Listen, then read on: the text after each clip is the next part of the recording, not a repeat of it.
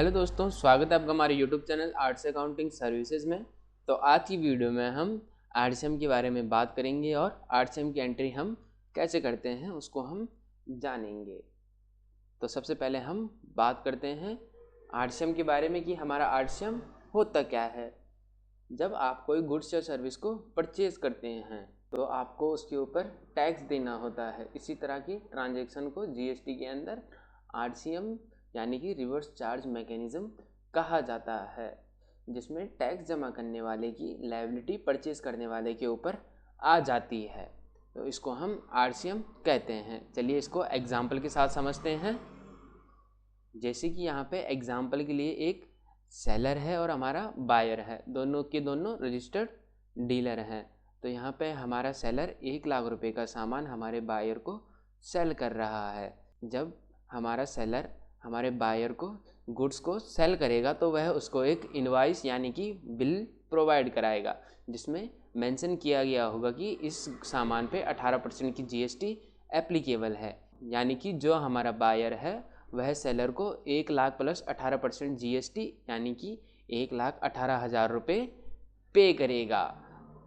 तो ये तो होता है हमारा रजिस्टर्ड के केस में, लेकिन अनरजिस्टर्ड के केस में ऐसा नहीं होता है। अनरजिस्टर्ड के केस में सेलर बायर को 1,00,000 रुपये का सामान तो सेल करेगा, लेकिन अपने बिल में जीएसटी को शो नहीं करेगा और अमाउंट में वो जीएसटी भी कैलकुलेट करेगा, लेकिन बिल में जीएसटी को शो नहीं करेगा।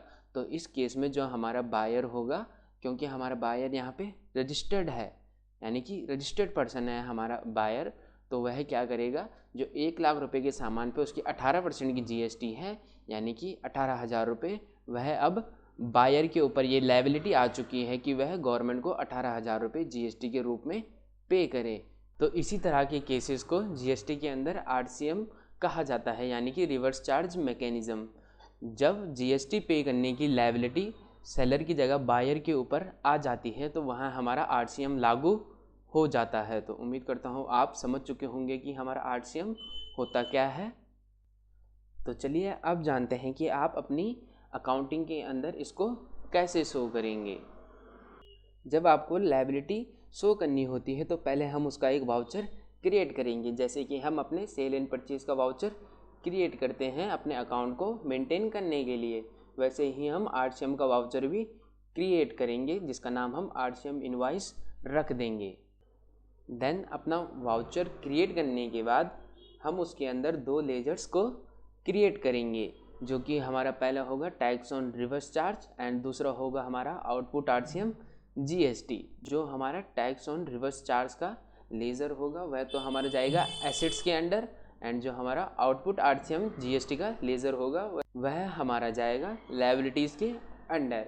यानी कि टैक्स ऑन रिवर्स चार्ज हमें आगे क्लेम करना है, इसलिए हम इसको यहाँ पे एसेट्स के अंदर शो करेंगे, एंड आउटपुट आरसीएम जीएसटी हमने पे करनी है, इसलिए ये हमारा लायबिलिटीज़ के अंदर शो होगा। देन जब आप इन दोनों लेजर्स को क्रिएट करेंगे तो आप इसकी एंट्री कुछ इस तरीके से करेंगे। डेबिट साइड हम टैक्स ऑन रिवर्स चार्ज लेंगे एंड आगे अपनी अमाउंट डाल देंगे।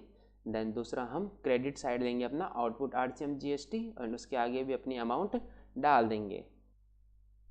देन इस एंट्री को करने के बाद इस एंट्री से आपको ये मालूम चलेगा कि टैक्स ऑन रिवर्स चार्ज जो कि हमारा 18,000 है वह हमको क्लेम करना है, क्योंकि वह हमारे एसेट्स के अंडर शो करेगा, एंड आउटपुट आरसीएम जीएसटी जो कि हमको पे करनी है क्योंकि वह हमारा लायबिलिटीज़ के अंडर शो करेगा।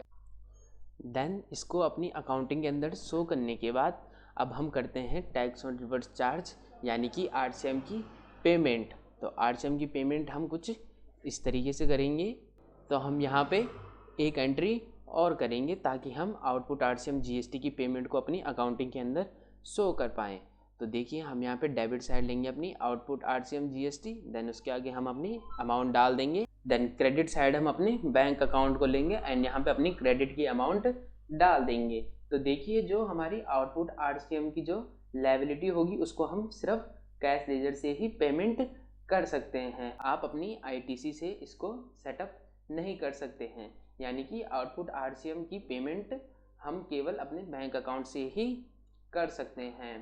अब यहाँ डेबिट में output RCM GST and credit में बैंक अकाउंट 18,000 रुपीज़। तो हमारी आउटपुट RCM की लायबिलिटी अब ख़त्म हो चुकी है, क्योंकि हमने अब आउटपुट RCM GST की पेमेंट कर दी है। देन पेमेंट को करने के बाद अब हम अपने आउटपुट RCM GST को क्लेम भी करेंगे, यानी कि आपने इसका अभी इनपुट भी लेना है। इसके लिए भी हम एक लेज़र को क्रिएट करेंगे जिसका नाम हम इनपुट RCM GST रख देंगे।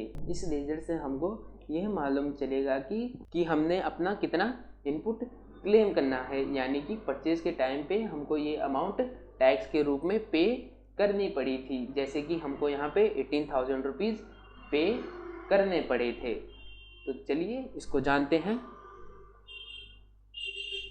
देन RCM का क्लेम करने के लिए हम इनपुट RCM GST का एक लेज़र क्रिएट करेंगे जिसको हम अपनी डेबिट साइड रख देंगे। देन इसके आगे हम अपनी अमाउंट को डालेंगे एंड क्रेडिट में हम डालेंगे अपना tax on reverse charge. Then tax on reverse charge को हम 18,000 कर देंगे। देन जैसे ही आप इस एंट्री को अपनी अकाउंटिंग के अंदर कर देंगे तो आपका RCM का GST भी क्लेम हो जाएगा, यानी कि आपका tax on reverse charge and output RCM GST अब दोनों के दोनों निल हो चुके हैं। तो अब आप यहाँ पे देख सकते हैं ये वो 3 एंट्रियाँ थी जो हमने अभी तक करी थी। तो आप यहाँ पे देख सकते हैं डेबिट साइड है हमारा tax on reverse charge 18,000 rupees and last वाले टेबल में है हमारा credit side tax on reverse charge 18,000 rupees, यानी कि credit and debit amount same है हमारी, यानी कि ये अब हमारा निल हो चुका है। देन नेक्स्ट था हमारा आउटपुट RCM GST। यहाँ पे हमारी ये क्रेडिट साइड है एंड नेक्स्ट टेबल में ये हमारा डेबिट साइड है, यानी कि हमारा ये भी निल हो चुका है, यानी कि हमारा output RCM GST and tax on reverse charge दोनों ही हमारा निल हो चुका है। तो दोस्तों उम्मीद करता हूँ कि आपको समझ आ चुका होगा कि RCM क्या होता है और इसकी एंट्री हम अपनी अकाउंट्स के अंदर कैसे करते हैं।